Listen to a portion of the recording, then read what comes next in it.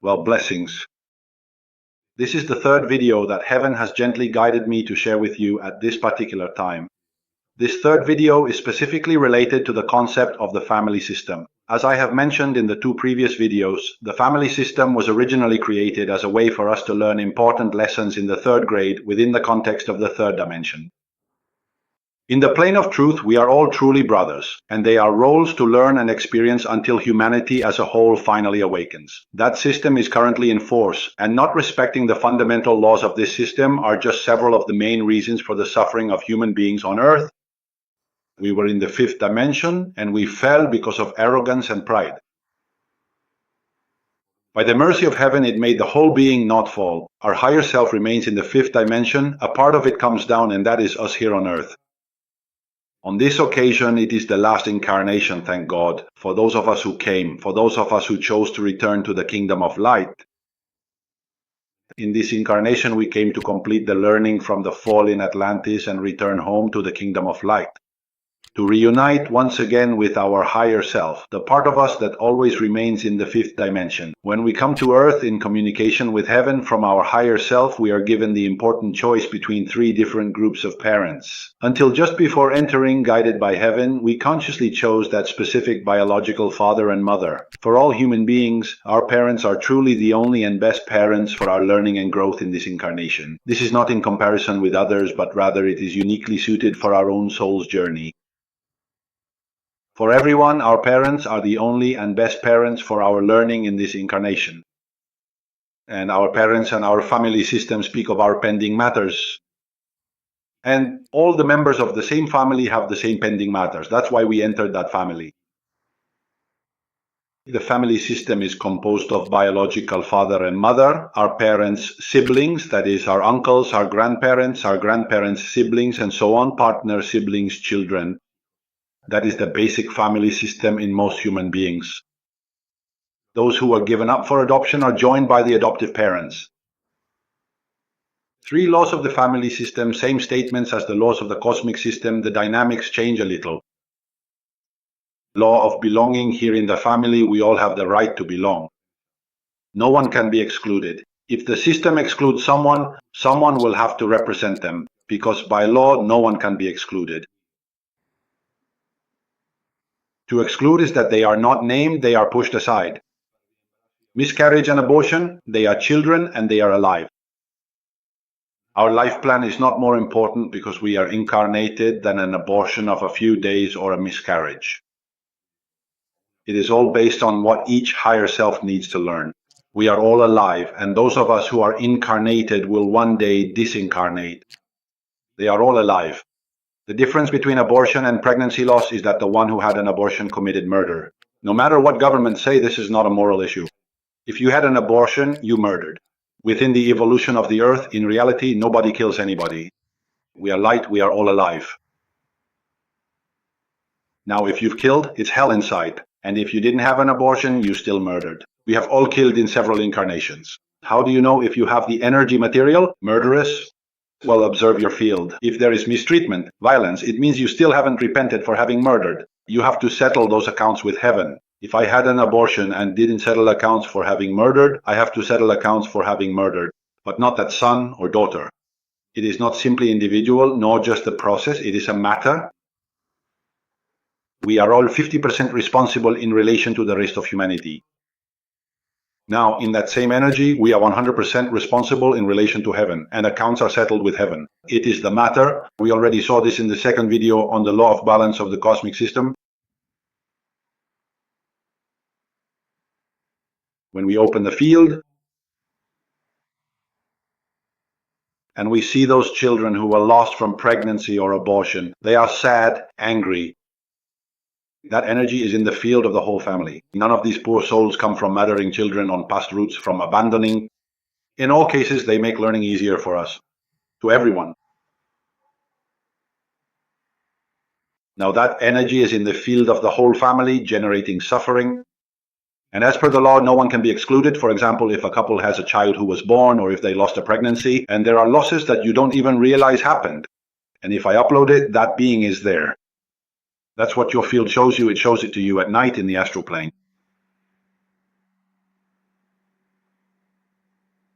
If you had a miscarriage or an abortion, that energy is in your field of suffering, of anger. And since nothing can be excluded, the child who was born begins to represent those who were not born and are angry. On an energetic level, they go and embrace them in their souls. That there is an incarnate being other than the parents who is embracing in their soul someone who is suffering. When disorder reaches the subject for which it was born, it manifests as accidents, heavy drugs, suicides, illnesses, and depressions.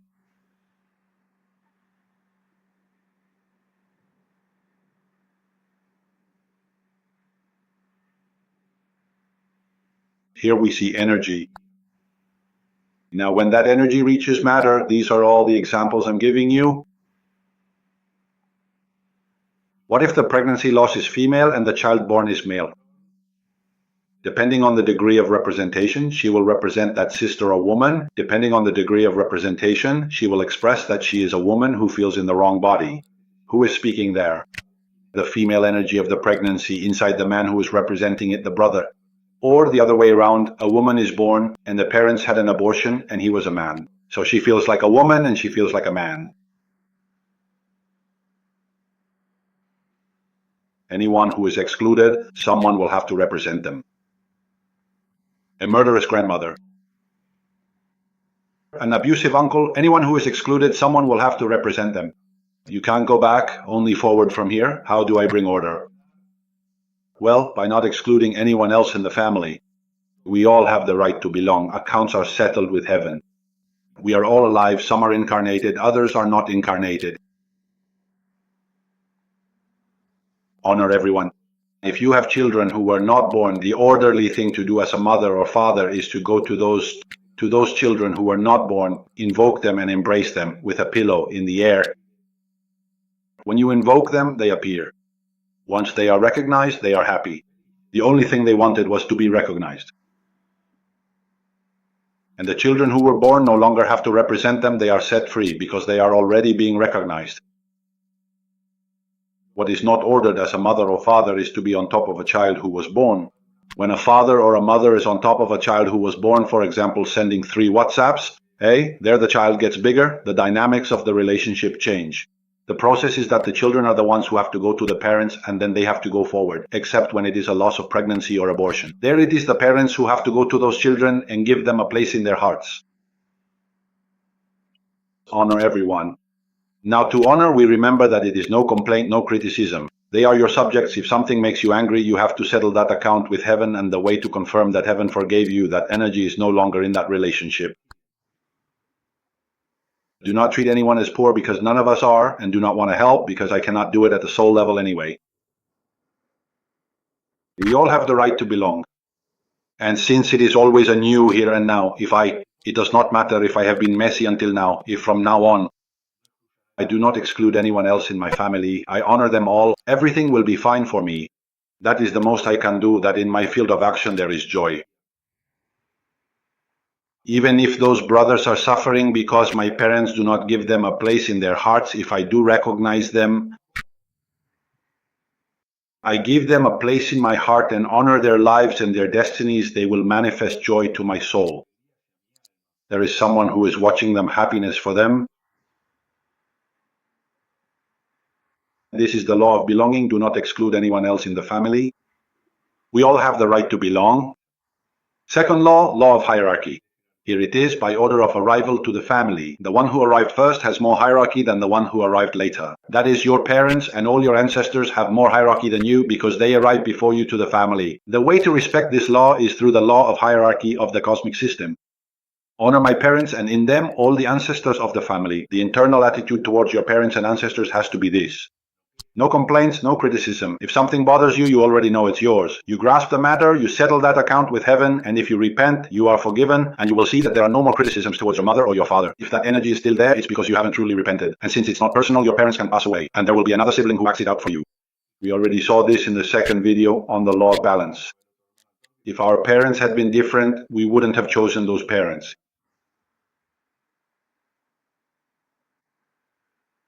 They are truly the only and best parents for our learning in this incarnation. In fact, there are 3 movements to go forward. Ordered in your visual field. What exactly should be there, ideally? Well, a partner, if you have one, should be present, as well as your children, your grandchildren, your nephews or nieces, your work, and your sense of ascension or progress. Now, if your mom, your dad, or your ancestors are recurrently appearing in your visual field, well, that actually indicates you're going the wrong way, that it's the other way around, and not as it should be. The thing is, in order to go forward in life, there are certain movements that need to be made backward, steps that must be taken in reverse, so to speak, before you can truly move ahead. There are two. This is the first one: honor my parents, and in them all the ancestors of the family. In my parents, the rest. It's not about going ancestor by ancestor. It even causes me suffering if I go backward. The process is forward. That's why in my parents I honor the rest. If there was a wall, a distance with my parents, it's always an issue with the child who was not honoring them. When you honor your parents, all distance and walls disappear. And it doesn't matter if they are incarnated or not, this is at the soul level. You could be living in the same house or be physically far away, it's at an internal level. If you honor them, you can take the second step, which is also necessary, which is to take them as they are. The hug is from below. We little ones hug from below. Your parents and ancestors with your little arms under their arms. Your children, grandchildren, nephews from above. There you are, the big one. The rest of the relationships, older or younger siblings, with your partner, with your neighbor, are one arm, side by side. Any other way of hugging marks disorder in the relationship. If you hug your mother from above, you act as your mother's mother. Since that's not true, it creates suffering for you and your mother. The truth is that you are the little one and your parents are the big ones. The truth sets us free. Whenever we suffer, it's because we are not respecting the truth. That's what truly creates suffering for us in our daily experience. Let go of the pain you took from your parents. You do this, you grab a pillow, a cushion, you invoke my parents or all those whose pain you have taken on, and you put your hands down and tell them, I give you back your pain and your suffering. You do this, you pick up a soft pillow, a cushion, you invoke my parents or all those whose pain you have taken on, and you gently put your hands down and tell them, I give you back your pain and your suffering. What you're going to feel is heat, cold electricity through the palms of your hands. That is the way to return all the suffering you have taken from your ancestors. If you had back pain, at that moment it goes away, by returning the pain to your parents and ancestors. How do you avoid taking on suffering again? By honoring them, the law of belonging of the cosmic system. If you don't complain and you don't criticize them, you already know they are your lessons. Thank you for showing me, and you settle your accounts with heaven. You don't treat them as poor little things.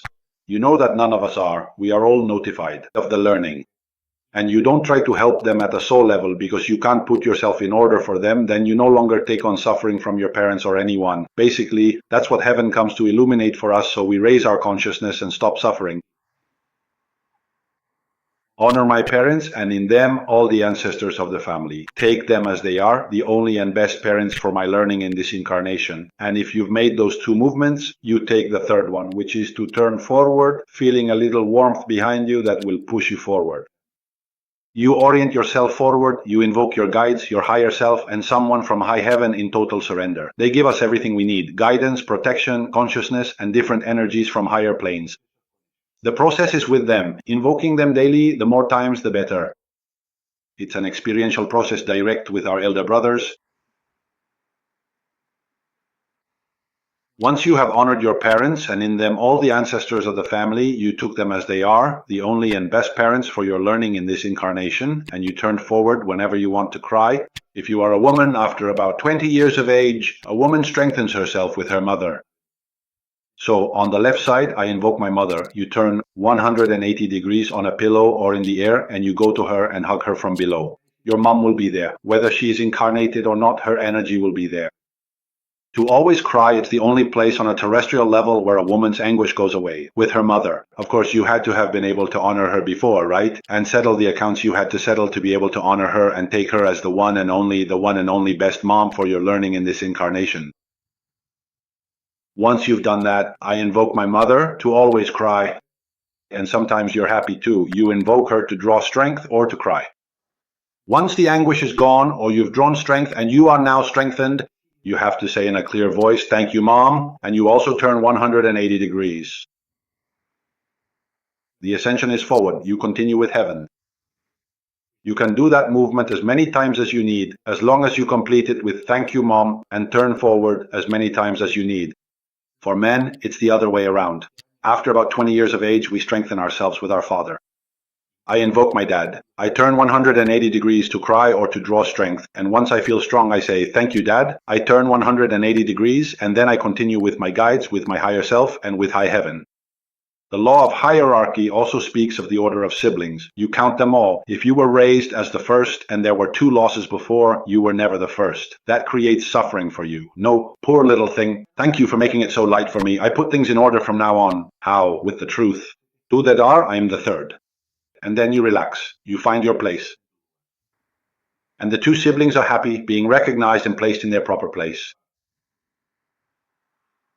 The same goes for the line of children. You count them all. If you lost a pregnancy, had an abortion, and have 2 children who were born and raised as first and second, that created suffering for everyone.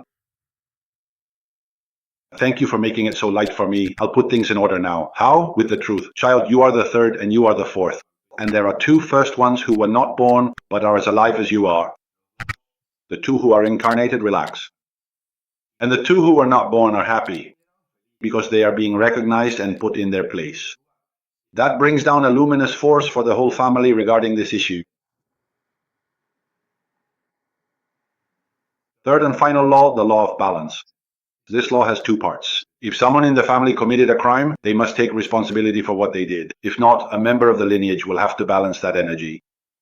If an ancestor scammed someone and didn't take responsibility, members of the lineage will be scammed. Likewise, those who are scammed have scammed worse in past lives, which is why they chose to enter that family. Both systems act in perfection. As we ascend, heaven separates the systems, illuminates them, and shows us the laws of the family system so we can put ourselves in order and look forward. This continues until humanity awakens. We see each other as brothers and sisters, and we are ordered in the cosmic system, the true one. That is how we ascend. The cosmic system is where we all find ourselves as brothers and sisters, our elder brothers distributed across 56 dimensions, and the Trinity, which is the union of 3 maximum energies that form the Great Father Mother. The law of balance also speaks of giving and receiving. Between children, parents, and ancestors, the only way to be balanced with your parents and ancestors is by honoring them. The internal attitude towards my parents and ancestors must be this: no complaining. No criticizing. If something bothers me, it's mine. Thank you for showing it to me. I have to settle those accounts with heaven. Don't treat them as poor little things because they are not, and don't try to help them because I can't. At the soul level. Operationally, whatever I can do, I do. Operationally as a little one. Once I'm done with the operational part, I return to my field of action. The law of balance also speaks of couples. Couples are one of the ways to learn. Through intimacy. There is no such thing as a partner for life, since we are eternal beings. Whether it lasts for months, days, or the entire incarnation, at some point it ends, and that's okay. You travel with yourself. We don't travel with anyone eternally, we journey alone. And along the way, we keep meeting different brothers, actors, and actresses to learn. By law, we are responsible 50-50. Everything that happened with your previous partners and with your current one, if you're in a relationship, you were and are responsible 50-50. Couples fight when they don't respect the law. Whenever I don't respect the law, I will suffer, or I feel more or less responsible than my partner. An extreme case, an abuser and a battered woman, or a female abuser and a battered man. They are 50-50 responsible. This doesn't justify the perpetrator. He or she will settle accounts with heaven. The victim of that relationship actually has their own inner violence, which is present within them. They may in fact have done much more harm with their own violence in past lives than what they are receiving now in this life. And if you separate from that violent partner and do not settle that account with heaven, you can go to Canada and you'll still attract an abusive Canadian man or woman. This pattern can repeat itself until the account is settled. Because it's not the person I attract, it's the energy. While you're in a relationship, you are responsible 50-50. If responsibility is taken 50-50, both learn a while longer in harmony. That's all regarding the laws. of both systems. Besides the two systems, there's the mind. The mind, truthfully, is an instrument of ours, a small one. The mind cannot grasp this. The process comes from consciousness and descends from my higher self when I invoke it and honor its superior hierarchy.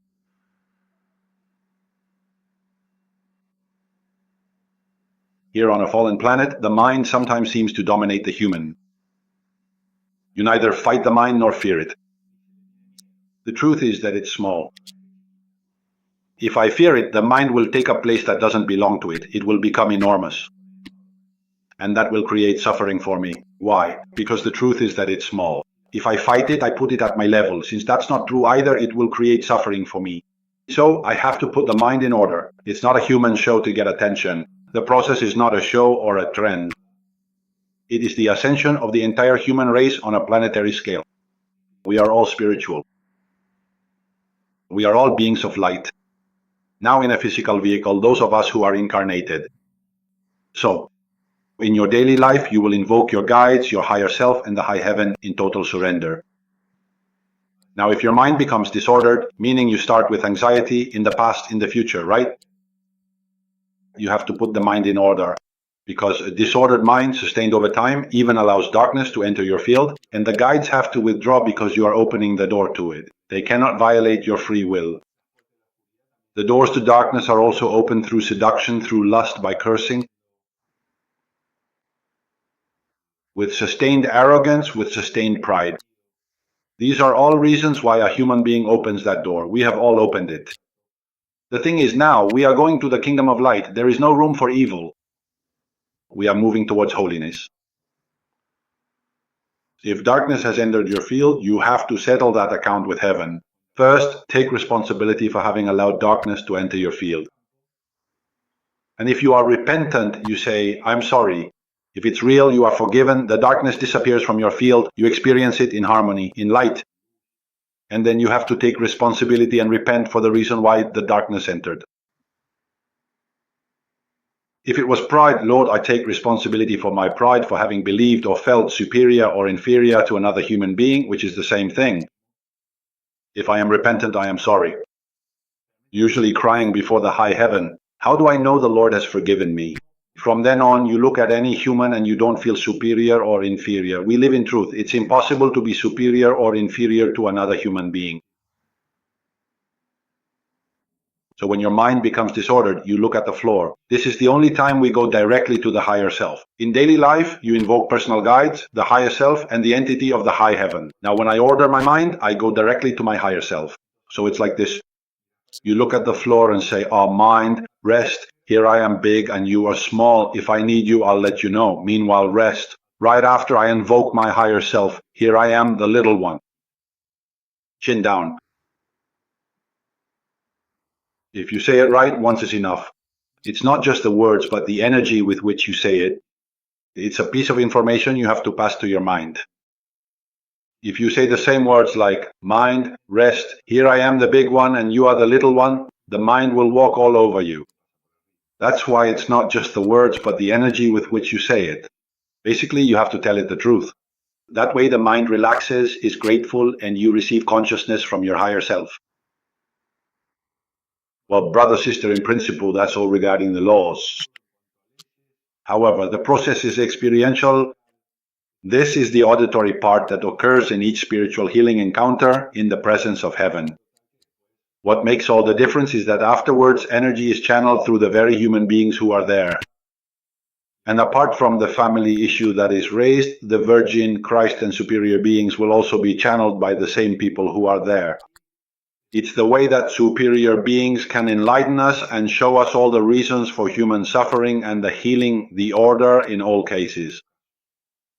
The process is multidimensional. When you are in an encounter, you get to see your field, opening your personal field. A draw is held representing someone else's field, or sitting and watching. In other words, what it confirms for you is that everything you hear is true. Afterwards, you have to do the process. Heaven cannot do it for us. It cannot put things in order for us. The most it can do is this: turn on the spotlights for us and show us the truth in an auditory, visual, and experiential way during the encounters. You leave an encounter knowing that this is how it is. And if you don't go to an encounter, but you put yourself in order, just as you heard in these videos, according to the laws that govern us, you will also experience the harmony in your field. Well, I invite you again to participate. It needs all of us. None of us are indispensable. The plan goes on. It is the plan of Christ on earth. And at the same time, it needs all of us. There are not two ascension plans. This will keep happening. It will be beautiful to see how everything else falls away. Only the truth remains, which is the plan of heaven on earth and humans who fulfill roles as long as heaven wishes. And we remain in order. If not, you are moved aside and they put someone else. And they need channels. So when you truly feel it within yourself, make sure to reach out and contact the foundation so that you can participate actively and be a part of the ongoing process. For this particular part of the journey, remember that the best is still yet to come. Even if there has been strong chaos or significant difficulties before, stay hopeful. The best is yet to come. And for the other part of the process, for those who chose evil, the worst is also yet to come. It is beyond us. There is nothing we can do. They let us know so that we can be calm. Unconsciousness is what creates our suffering. Well, that's all for now. Many blessings, and well, we'll see each other when God wishes. A huge hug to the soul.